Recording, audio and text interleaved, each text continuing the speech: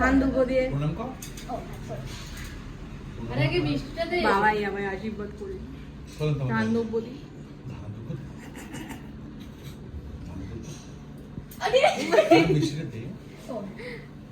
এটা নয় ওইটা। এটাই তো হ্যাঁ আমারটার দিকে দেখছি।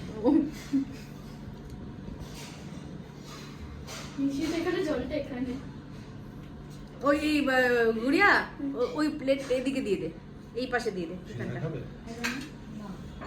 দেখো বললাম। দুটো গিফটটা দে না না, সেটা বলছো কথা, ভাই কটা খাবে?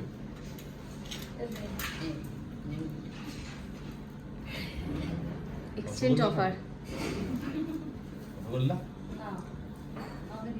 এবার দুজনে তাকিয়ে স্মাইল করতে দিকে ক্যামেরার দিকে